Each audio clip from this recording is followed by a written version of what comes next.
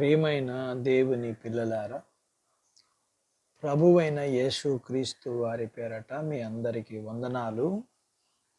ప్రభు వారి పేరట మీ అందరికీ శుభములు, దీవెనలు కలుగును గాక.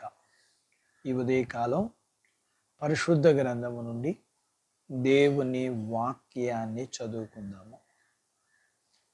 కొరింథీయులకు రాసిన మొదటి పత్రిక 1వ అధ్యాయము 9వ వచనాన్ని చదువుతున్నాను.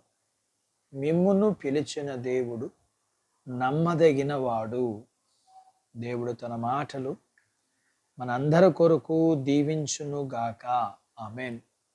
ప్రియమైన దేవుని పిల్లలారా, దేవుని పిల్లలమైన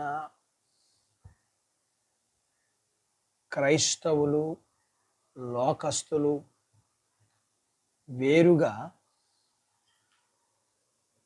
దేవుని ప్రత్యేకత కలిగి దేవుని సొత్తుగా జీవించుటకు పిలువబడిన వారిని కొరింథీ సంఘానికి తెలియజేస్తూ పౌలు కొరింథీ సంఘానికి తో పలికిన మాటను మనము చదువుకున్నాము.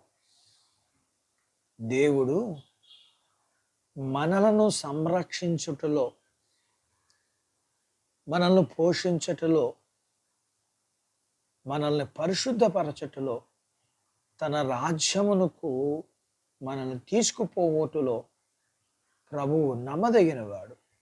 కాబట్టి భవిష్యత్తును గురించి భయపడక దేవునికి నమ్మకంగా జీవిద్దాం. దేవుడు మనల్ని అద్భుత రీతిగా నడిపిస్తాడు. దేవుడు మనల్ని పిలిచింది తన రాజ్యమునకు వారసులుగా ఉండడానికి.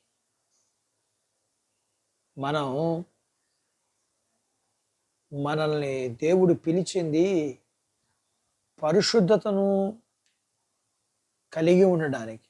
దేవుడు మనల్ని పిలిచింది దేవుని రాజ్యానికి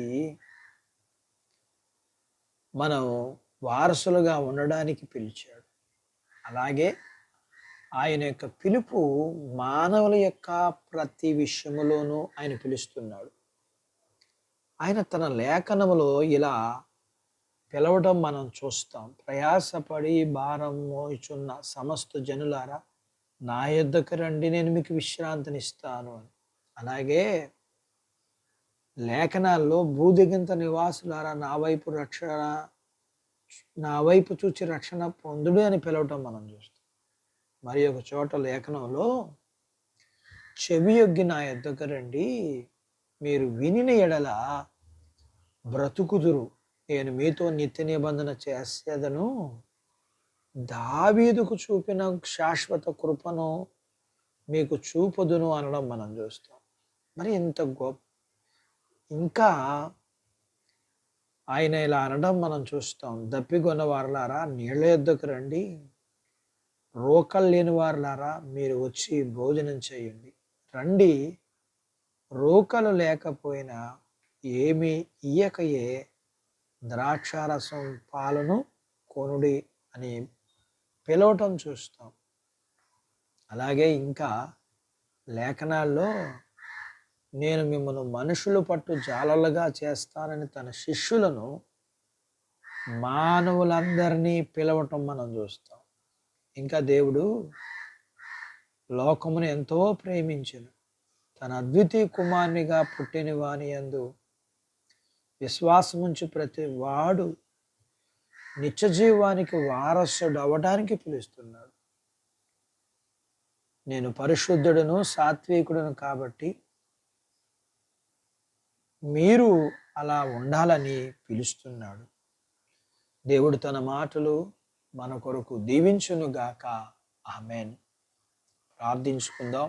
నాతో పాటు ఏకీభవించండి. మమ్మల్ని మిక్కిలిగా ప్రేమించిన మా ప్రియ పరలోకపు తండ్రి, మీ పరిశుద్ధ నామమును బట్టి మీకు వందనాలు.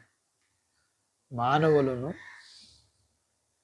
ఆయా స్థితిలో ఉన్నవారిని మీ రాజ్యానికి వారసులుగా, పరిశుద్ధతను కలిగిన వారిగా,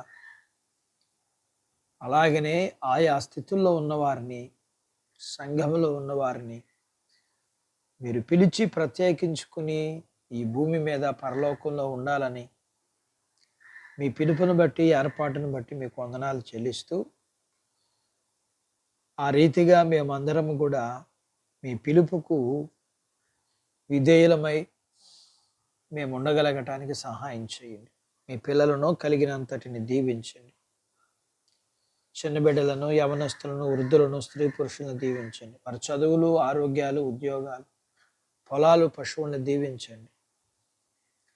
వివాహం కాని వారికి అవ్వటానికి, అయిన వారికి సుఖమైన ప్రసూతి, గర్భఫలమును కలిగిన వారికి సుఖమైన ప్రసూతి అయిన తల్లి బిడ్డలకు ఆరోగ్యం ఇమ్మని,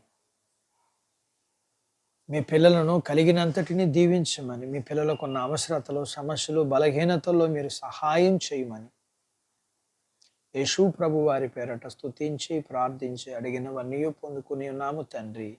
ఆమెన్. దేవుడు మిమ్మల్ని దీవించును గాక. ఆమెన్.